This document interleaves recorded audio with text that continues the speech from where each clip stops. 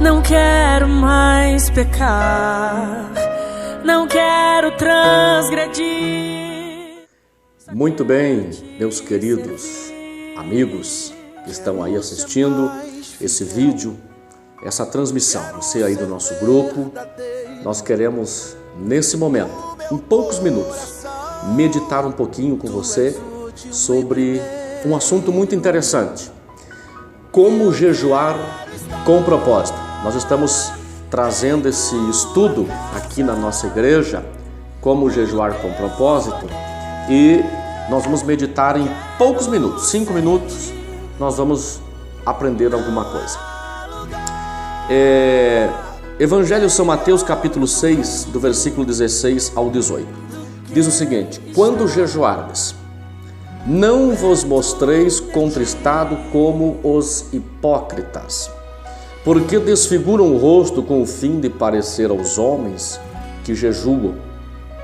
Em verdade vos digo que eles já receberam a sua recompensa. Tu, porém, quando jejuares, unge a cabeça e lava o rosto, com o fim de não parecer aos homens que jejuas, e sim ao teu Pai em secreto. E teu Pai que vê em secreto te recompensará. Meus amados irmãos, nós vimos nessa era atual, na era da modernidade, na era em que todo mundo faz de tudo para vencer, que todo mundo faz de tudo para vencer na vida, superar os desafios que a vida coloca para você todos os dias. Você já viu alguém jejuar por: eu vou jejuar para trocar o meu carro, eu vou jejuar para trocar minha casa, eu vou jejuar para aumentar o meu salário? Você já viu isso? Pois bem, a pergunta nesse pequeno estudo sobre o jejum com propósito, a pergunta é: aonde está na Bíblia que alguém jejuou por esses benefícios? Nós não encontramos. O jejum, ele cria uma atmosfera, uma atmosfera, na verdade, que chama a presença de Deus e sua autoridade. Os demônios tremem diante do jejum. O jejum, ele deve de ser, o motivo do jejum deve ser espiritual.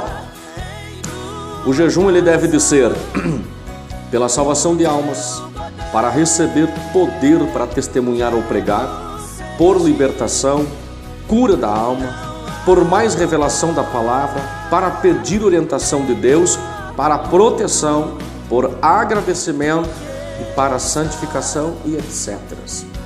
O jejum, ele é de âmbito espiritual. O jejum, ele não deve de ser para esses benefícios que eu citei há pouco. Vou trocar de carro, então vou jejuar para Deus me dar um carro bom. Não, isso aí você faz diferente. Pastor, mas como que eu aciono esta bênção de Deus sobre a minha vida?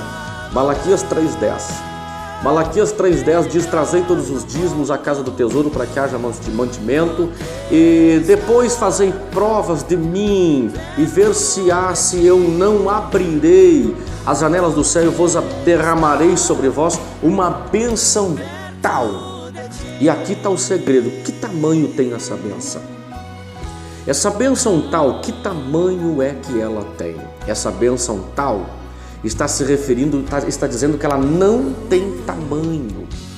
É extraordinária. Quando você for fiel a Deus nas tuas contribuições, no teu dízimo, que é um mandamento bíblico, então Deus vai abençoar você e você vai conseguir trocar o teu carro, vai comprar a tua casa, vai melhorar o teu salário. É essas promessas, é bênção tal. Vai ter saúde, você, em todas as áreas da tua vida, não só financeira, você será abençoado. Isso não é eu que estou prometendo. Não é eu. Está aqui, na palavra de Deus. A palavra de Deus afirma isso, bênção tal. O jejum, então, que eu jejuei por trocar meu carro, ele não teve, eu pequei? Não, pecou, você não pecou. Pecar não, isso você não pecou, só você ficou passando fome, só isso. Então o jejum, ele tem que ser de caráter espiritual. Revelação da palavra, orientação a Deus, para pregar. Eu quero fazer um agradecimento, então você jejua por isso.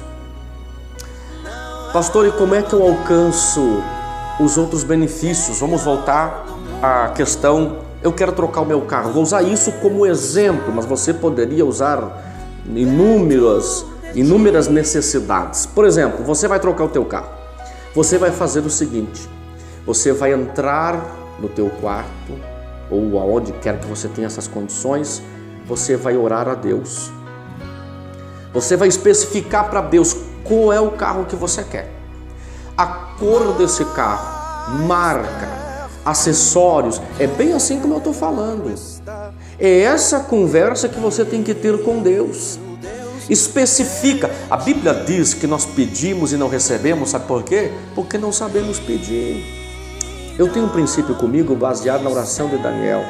Daniel estava orando 21 dias e depois de 21 dias o anjo chega para ele e aí ele questiona esse anjo.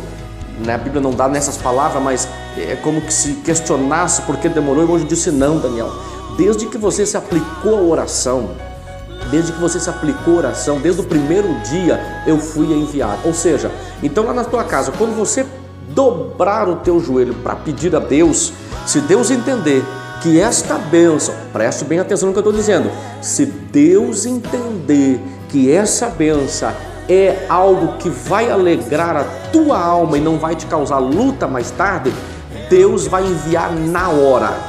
Foi isso que o anjo disse para Daniel: desde o dia que tu começou a dobrar o teu joelho, eu já fui enviado. Aí Daniel podia questionar: mas por que demorou tanto? Chegou só agora. Acontece o seguinte, Daniel: existe um mundo aí que tu não conhece, chamado mundo espiritual, e é esse aí que atrapalhou. Eu fiquei preso nele, né, Daniel? Eu fiquei preso. Existem seres satânicos que me impediam e não queria que eu descesse. Eu tive que chamar reforço, eu tive que chamar ajuda, e aí eu pude te atender. Então, eu quero encerrar esse vídeo dizendo para você: quando você jejuar, não toque sirene, não use carro de som avisando: olha, eu estou em jejum, gente, olha aqui para mim, eu estou em jejum. Não, aí é o que Jesus fala no Evangelho de São Mateus, capítulo 6, do 16 ao 17, quando tu jejuares, não mostrei contristado como os hipócritas fazem, ou seja, desfiguram o rosto. Não, jejua naturalmente, peça, entenda que o jejum ele deve de ser no mundo espiritual e não no mundo físico.